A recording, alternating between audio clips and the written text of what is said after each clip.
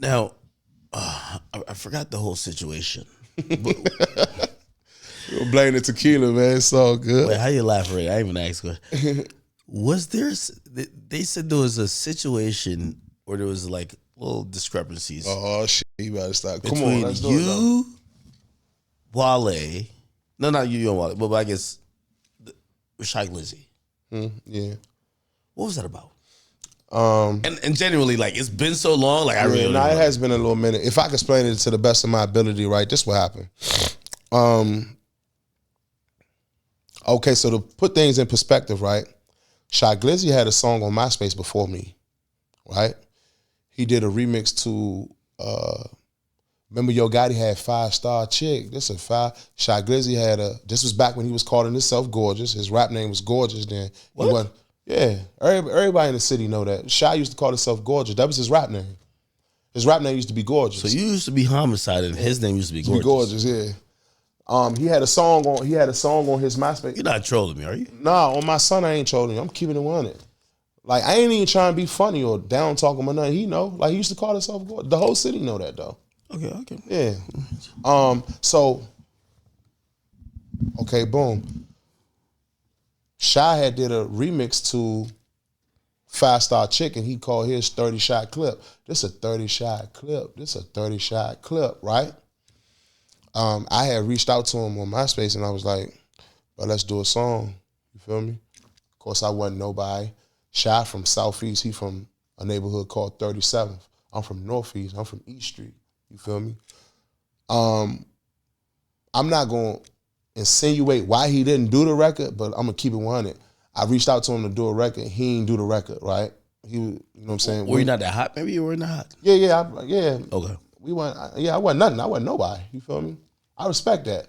I reached out to him. The record ain't get done. Cool. Boom. Fast forward a year, 2 years later. I don't know what happened. Fast forward a year, 2 years later. Now my manager asked me, "Yo, it's this dude named." Now he not calling himself Gorgeous no more. He calling himself Shy Glizzy. He like, "Man, dude named Shy Glizzy. He just like coming up on the South Side. I think you should do a record with him." I'm like, "All right." He like, "Man, he want to do a song with you." I'm like, "All right." Now, when I go and so now we on Facebook or I believe Twitter. When I go look at his page, I'm like, "Oh, this Gorgeous. He used to call himself Gorgeous." Everybody ain't know who I was talking about. I was like, "Man, he had the remix to 5-Star Chick. He had 30-shot clip on MySpace. Y'all ain't never heard that joint?" They was like, "Nah." I'm like, "Yeah, nah." He like, "Man, yeah, he want to do a song with you." I'm like, "Cool, let's do it." Now, mind you, I don't know what happened, but the song never got done, right?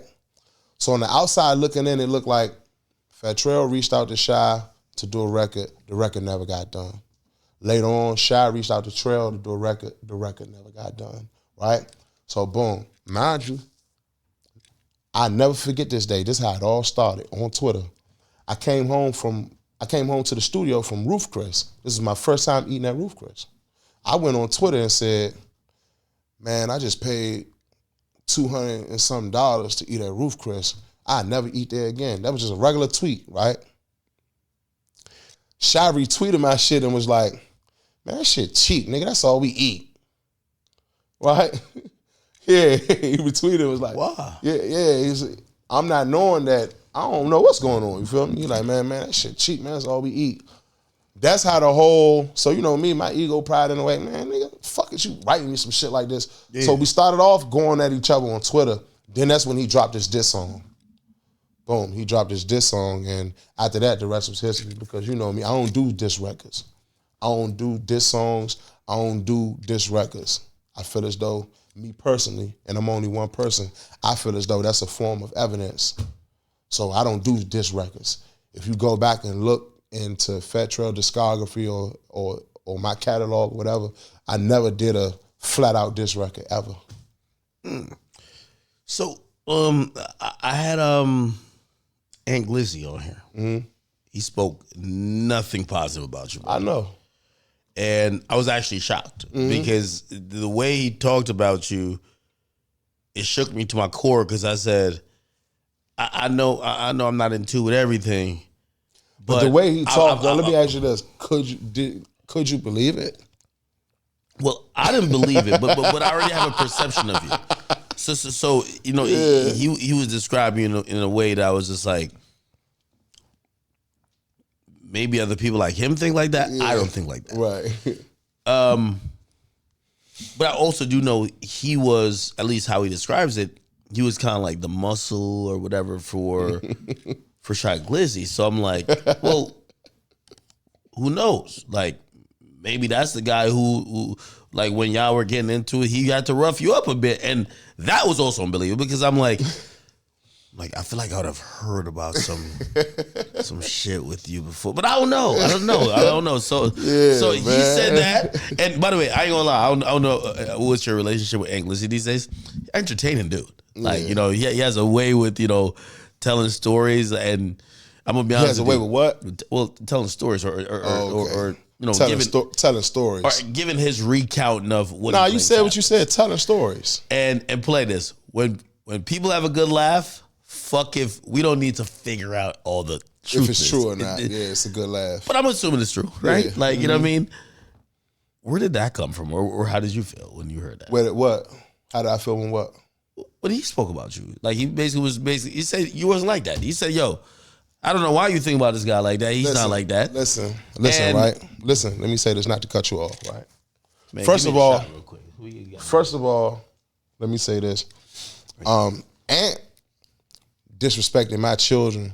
So when it come to speaking on him publicly, I ain't gonna never give him too much. You disrespect your children? Yeah, he disrespected my Not on my interview, did he? No. Okay. He went on one of his social medias and said Fat Trel a bitch. I smack his kids. He's such a bitch. I smack Fat Trel kids. Once he said that, it went past trolling. So boom. Once you said that, you think he's doing content though? Because he's funny. It don't matter. Or he's trying to be funny. It don't matter. Disrespecting children is true. You get what I'm saying? True. Especially when you don't have a real reason to feel this way. You creating this. Did you ever run it? No, you creating this off of internet trolling, and now you made something up into your mind as to where we have an issue, and that's fine. But once you disrespecting my kids, I bet all bets is off. I ain't gonna do too much on the internet or nothing like that, right? But I'm gonna say this, right? My whole city, Washington D.C., Maryland, and Virginia. No. You know what I'm saying? I done had my highs, I done had my lows, right? I can't find nobody who can say, man, I smacked Trel, kicked him all in his ass, whipped the dog out on him, told him take his shoes off, take his chain. That probably ain't gonna never happen. If it ever come down to a situation like that, I'd probably be dead, bro. You know what I'm saying? But let me say this, right? Niggas know that, one, I ain't gonna do no diss record, right? Two, I ain't clearing shit up for the internet. I'm on parole, probation. I don't be doing this, speaking about real beefs and real issues on the internet. I don't do none of that. So it's easy for somebody to troll a Fat Trel because niggas know Fat Trel will never get on the internet and try to clear anything up. That's not what I do. It goes back to my morals and principles. I never done a diss record. People done disrespected me publicly to the utmost. Why not? Because these days, in how people look at music, well, if it gets us attention, we could then funnel into music. Right. Even if, you know, obviously that comes with police looking at it and stuff like that. But you might just have to be like, yo, listen, I'm going to just respond publicly and leave it alone. Yeah. So your original question was why not, right? Yeah, why not do it? Because I'm really from the street. I'm really from the street. I was bought and taught up, when you beefing with somebody, that's not the public's business. You want to know why? If this man dropped today or tomorrow, you shouldn't be pulled up as a suspect. We shouldn't be able to go to this record and say, man, I pulled up on 57th Street, shot that nigga in his face. You shouldn't be able to pull that up if I take this shit to trial. I willingly gave you evidence. I stand on morals and principles. When I was growing up, beefing was a secret. Only me and you knew we beefed. I ain't going on Twitter and say, man, fuck academics. I ever see academics, I'm slapping the fire out of them. Because now, they not going to book DJ. I love when people say that. Yeah. I do love when they say that. Yeah, now, I ain't gonna lie. I remember Meek said it, I was like, thank you. That's like my surety that you won't do nothing. I ain't going to get into all that. No, but that's anybody who says stuff publicly, right? What I'm saying is, BET Awards, okay, for example, I remember, no funny shit, I remember you and Joe interviewing the Migos on the red carpet or something, right? If I publicly said, man, look, I don't like the way academics report on me, I see that nigga, I'm gonna slap the fuck out of him. BET make sure that we never walk the red carpet together. You know what I'm saying? When technically, that ain't BET business. If I don't agree with what you got going on, that's between me and you. It ain't the world business to know, because why? I want to put myself in the best position as to where I'm going to run into academics one day. Man, that nigga keep disrespecting me and my family. Yeah, I don't like people like you. Yeah, you know why? Because I like the people who front they move. Yo, when I see you, this is what's gonna happen. I'm like, great, we have this on the record. I do the nice screenshot. Like, I like that. I don't like the person who's like, yeah. It's wait till I see this nigga, but I ain't tell nobody. I'm like, cause when I see him, I'm like, never told me you had a problem. Yeah, absolutely not. I ain't on that, man. You know. So for you, you don't look at that aspect of it, which people really dying out here. Niggas really getting killed in the streets, academic. So no, you're right. But part of this shit is people use conflict to sell records. Of course, until they can't sell them no more. You know what I'm saying? Look at all these lyrics they brought up at Young Thug trial, man. Look at these lyrics, man. Look how they take the lyrics and put it next to a crime scene photo. 100 shots at your Tahoe with bullet holes in it. Look how they connecting the dots, man. 1 + 1 = 2. I say that to say, you don't look at a nigga make a mistake and ask yourself, how can I do that mistake even better? No, you look at the mistake and say, I'll never do that. That's what you're supposed to do when you look at a nigga make a mistake. When you see somebody, okay, you open your phone, right? Woman got locked up at LAX airport, 100 pounds of cocaine in her luggage. You don't look and be like, I'm gonna put my cocaine on a carry-on bag versus a checked in. No, you look at that and you learn from that.